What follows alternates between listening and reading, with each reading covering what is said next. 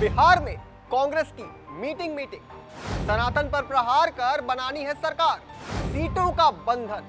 ये कैसा गठबंधन? कांग्रेस पार्टी इन दिनों बिहार और यूपी में मीटिंग पर मीटिंग कर रही है, मानो कोई बहुत बड़ी क्रांति लेकर आ जाएगी। लेकिन असलियत ये है कि ये वही पार्टी है जिसने दशकों तक हिंदुओं को सिर्फ छोड़ो ये सब, हम सेक्युलर हैं वाला ज्ञान दे दिया।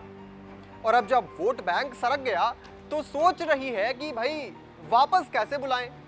अरे भाई, जब शादी में बुलाना ही नहीं था तो फिर अब रिसेप्शन में मिठाइयां क्यों बांट रहे हैं? हिंदुओं को इग्नोर करके अब पैर जमाने निकले हैं।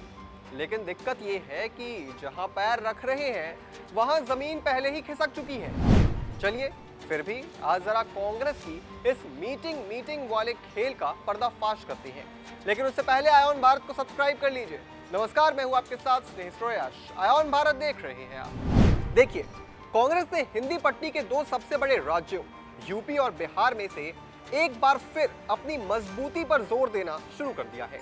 हालांकि इन दोनों राज्यों में पार्टी फिलहाल क्षेत्रीय दलों के साथ दिख रही है। खासकर बिहार में वो लंबे समय से आरजेडी के साथ है। लेकिन इसके बावजूद पार्टी अब यहां अपनी जमीनी मौजूदगी के साथ साथ संगठन की मजबूती को बढ़ाना चाहती है। इसके पीछे कहीं ना कहीं लोकसभा चुनाव में कांग्रेस को मिली सीटें हैं। जहां बिहार में उसे 3 सीटें मिली, वहीं यूपी में 6 सीटें मिली। इन सीटों ने कहीं ना कहीं पार्टी के अंदर एक उम्मीद जताई है। यही कारण है कि राहुल गांधी इस फ्लो को तोड़ना नहीं चाहते हैं। राहुल गांधी 2 बार दौरा करके भी आए हैं और अब 25 मार्च को एक बड़ी मीटिंग होने जा रही है। बिहार कांग्रेस के साथ इस मीटिंग में मल्लिकार्जुन खड़गे और राहुल गांधी दोनों मौजूद तो होंगे ही और आने वाले चुनाव के लिए तैयारी भी करेंगे। बिहार पर राहुल गांधी का कितना फोकस है इस बात को आप ऐसे समझ सकते हैं कि राज्य में प्रभारी एक युवा नेता कृष्णा अलावरू को दे दी गई है, जो राहुल के भरोसेमंद माने जाते हैं। इतना ही नहीं, पार्टी ने बिहार में अपना चेहरा भी बदल लिया है। वहां भूमिहार नेता अखिलेश प्रसाद से कमान लेकर दलित चेहरे राजेश कुमार को सौंप दी गई है। यानी धीरे धीरे जाति की राजनीति करना भी राहुल गांधी सीख रहे हैं। इससे पहले आपको याद होगा, राहुल गांधी ने जातीय जनगणना की मुहिम छेड़ रखी थी। इसके अलावा बिहार में राहुल गांधी ने कुछ विवादित चेहरों को भी मैदान में उतार दिया है। कन्हैया कुमार, जो कि खुद बिहार से आते हैं, राहुल गांधी ने बाकायदा रणनीति के तहत ऐसा किया है। कन्हैया इन दिनों युवाओं और उनसे जुड़े सबसे बड़े मुद्दे रोजगार को लेकर राज्य में पदयात्रा कर रहे हैं। वो इन दोनों राज्य भर के अलग अलग जिलों में पलायन रोको रोजगार दो नाम से पदयात्रा कर रही हैं। मगर इतने चुनाव बैक टू बैक हारने के बाद कन्हैया कुमार कितना ही बिहार में अपनी छाप छोड़ेंगे, अब ये तो आने वाला वक्त बताएगा। इधर एक आशंका ये भी है कि कहीं कन्हैया कुमार इंडी गठबंधन में फूट न डाल दें। कन्हैया कुमार की इस यात्रा को लेकर जहां एक ओर आरजेडी असहज हो रही है, वहीं पार्टी के अंदर भी कुछ लोग सहज नहीं है। इसमें सबसे अहम नाम पूर्व अध्यक्ष अखिलेश प्रसाद सिंह का है। हालांकि न चाहते हुए भी उन्हें इस यात्रा में शामिल होना पड़ा। कांग्रेस में कन्हैया को इतनी बड़ी जिम्मेदारी दिया जाना किसी को भी पसंद नहीं है, साथ ही गले नहीं उतर रहा है। अखिलेश की तरह कन्हैया भी भूमिहार चेहरा है। वही चर्चा है कि पार्टी चुनाव में पप्पू यादव का भी रोल बहुत अहम हो सकता है।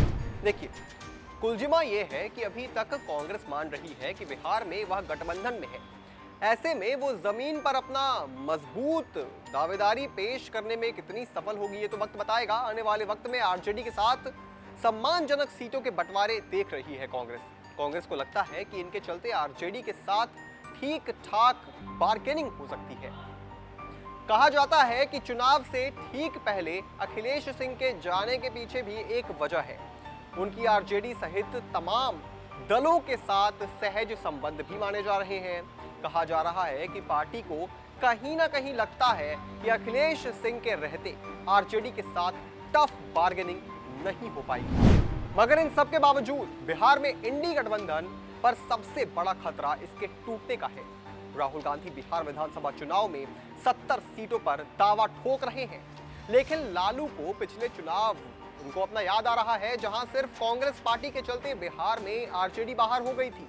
क्योंकि आपको याद होगा, जहां जहां कांग्रेस ने चुनाव लड़ा था वहां वहां कांग्रेस को हार मिली और गठबंधन में वो थी ही आरजेडी के साथ, जिसके चलते महागठबंधन बिहार में बुरी तरीके से फेल हो गया। और महागठबंधन वाली राजनीति किस ओर करवट लेती है ये तो आने वाला वक्त बताएगा ही। पर तब तक इस पूरी खबर पर आप क्या सोचते हैं दोस्तों, हमें कमेंट करके जरूर बताएं और भी तमाम बड़ी खबरों से जुड़े रहने के लिए आप देखते रहें आवन भारत।